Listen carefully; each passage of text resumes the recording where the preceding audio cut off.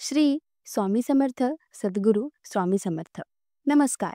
तुम्हा सर्वांचे आपल्या स्वामी आई या स्वामीमय चॅनलमध्ये मनापासून स्वागत आहे.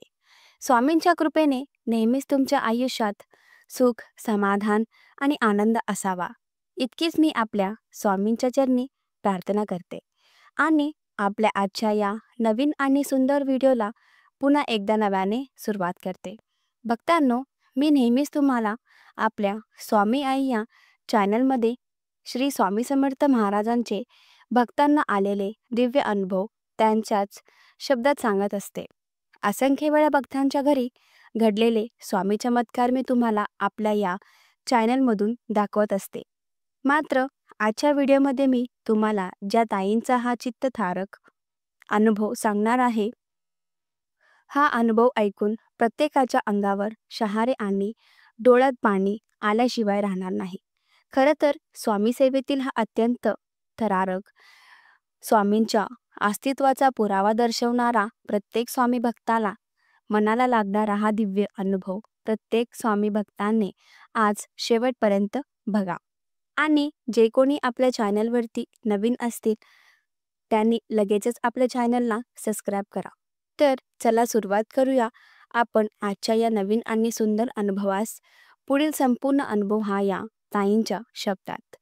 ताई म्हणतात, सर्वप्रथम सर्वांना श्री स्वामी समर्थ सद्गुरू स्वामी समर्थ. मी सरोजिनी जिंदे.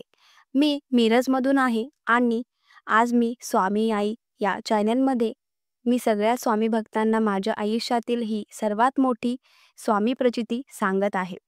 खरं तर माझ्या दिवसाची सुरुवात आणि रात्रीची विश्रांती ही फक्त स्वामींच्या नामानेच होते. स्वामी नाम हे माझ्या आयुष्यात सगळ्यात महत्त्वाचे, अगदी श्वासासारखे आहे. माझ्या घरात सगळे स्वामी सेवा करतात. माझ्या लग्नाला 14 वर्ष पूर्ण झाली. माझ्यासोबत लग्न झालेल्या प्रत्येकाला अपत्य झाले, मात्र मला बाळाचं सुख नव्हतं. खूप डॉक्टर केलं, देवधर्म, मंत्र, होम हवन, पूजा, विधी सगळं काही केलं, मात्र तरीही अनुभव काही येत नव्हता. शेजारचे नात्यातले सर्वच लोक मला वांजोटी म्हणायचे. मी खूप रडायचे, देवाला दोष द्यायचे. अशातच शेवटी एके दिवशी म्हणतात ना की दगडालाही पुजार फुटतो, तसे देवाने माझे ऐकले. तब्बल लग्नाच्या 14 वर्षानंतर मला दिवस गेले. मी या 9 महिन्यामध्ये प्रत्येक दिवस हा सुखाचा जगत होते, कारण 14 वर्षानंतर हे सुख मला मिळाले होते. 9 महिने व्यवस्थित पूर्ण झाले आणि मी आई बनले. आई बनण्याचे सौभाग्य मला प्राप्त झाले. मी खूप खुश होते, कारण माझ्या पदरात एक बाळ होतं. मला मुलगा झाला आणि आम्ही त्याचं नाव प्रसाद ठेवलं, कारण इतक्या वर्षानंतर तो देवाचा प्रसाद होता. त्यानंतर प्रसाद थोडा मोठा झाला. आम्ही त्याला शाळेत घातलं. मात्र वयाच्या 5व्या वर्षापासून तो खूप आजारी राहू लागला. 7व्या वर्षी त्याचा आजार हा वाढत गेला. आजाराचा निदान लागत नव्हता. सतत मध्ये ताप येणे, उलटी, जुलाब, डोकेदुखी अशा असंख्य व्याधी त्याला होत्या. पण त्याचं मूळ कारण आम्हाला कळत नव्हतं.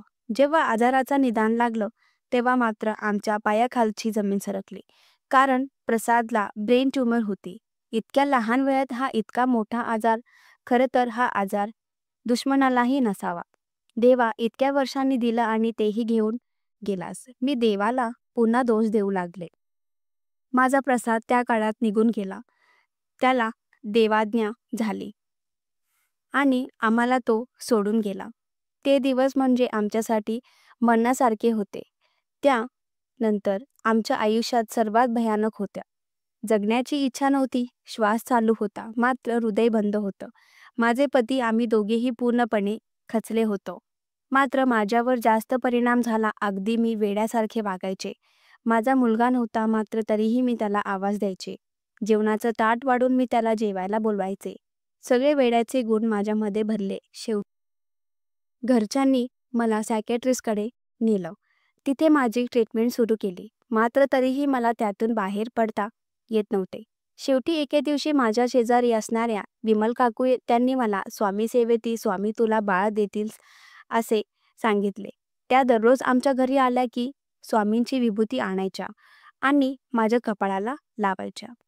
मला त्यावेळी स्वामी कोण हेही माहिती नव्हते. पण जेव्हा त्यांनी मला सांगितले की स्वामी तुला बाळ देतील आणि तेव्हा कुठेतरी आधार असल्यासारखे वाटले.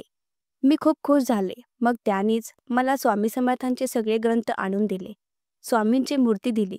मग अगदी मी त्या दिवसापासून स्वामींची पूजा, आराधना करू लागली आणि त्या एका महिन्यामध्ये मी वेड्यासारखे स्वामी सेवा करत सुटली. 1 महिना झाला आणि त्याच्या 8 दिवसात मला पुन्हा गोड बातमी मिळाली. खरं तर त्या दिवशी गुरुवार होता. मी स्वामींच्या मूर्तीवर लाल, गुलाबाची आणि पिवळ्या चाफ्याची फुलं वाहिली होती. दररोज स्वामींच्या मूर्तीवर राहणारी फुलं या गुरुवारच्या दिवशी मात्र राहत नव्हती. फुलं लावली की ती खाली पडायची. खरे तर असं का होतं मला कळत नव्हतं. तो संकेत काय होता तेही मला माहिती नव्हतं. मात्र संध्याकाळचे 7 वाजले. मला चक्कर येऊ लागली. अशक्तपणा आला. सहज शेजारच्या डॉक्टरांकडे गेले आणि मी त्यावेळेस ही आनंदाची बातमी मिळाली. आणि मग त्यावेळेस ती फुलं का पडत होती तो संकेतही मला कळाला. मग घरच्यांना ही बातमी कळाली. घरच्यांना खूप आनंद झाला. सगळ्यांनी माझी काळजी घ्यायला सुरुवात केली. मी स्वामींचा जप करत होती. मी स्वामींकडे माझ्या प्रसादालाच मागत होती. 9 महिने पूर्ण झाले आणि पुन्हा आई बनले. यावेळेस पुन्हा एकदा मला मुलगा झाला. खरं तर आमच्याकडे लहान बाळ दगावलं तर त्याही काहीतरी खून लावण्याची पद्धत असते. मी माझ्या प्रसादला डाव्या तळपायाला कुंकवाचा एक टिपका लावला होता. मात्र जेव्हा हे बाळ मला झालं तर त्याच्याही पायाला तोच अगदी त्या डाव्या पायालाच कुंकवाचा टिपका आला. त्यामुळे आम्ही सर्व खूप खुश होतो. आमचा प्रसाद आमच्या पोटी पुन्हा जन्माला आला. ज्या गोष्टी प्रसादला आवडायच्या सगळ्या त्याच गोष्टी त्यालाही आवडायच्यात. मग आम्ही याचं नाव प्रसाद ठेवलं.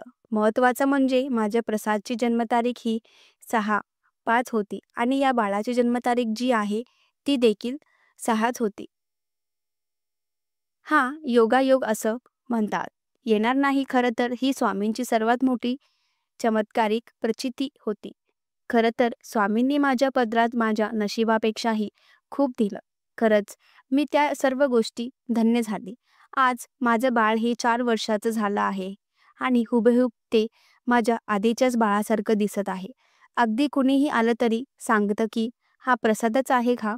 हा चमत्कार घडला तो स्वामींच्या कृपेने. खरं तर कधी-कधी वाटलं स्वामी सेवा ही आधीच हवी होती.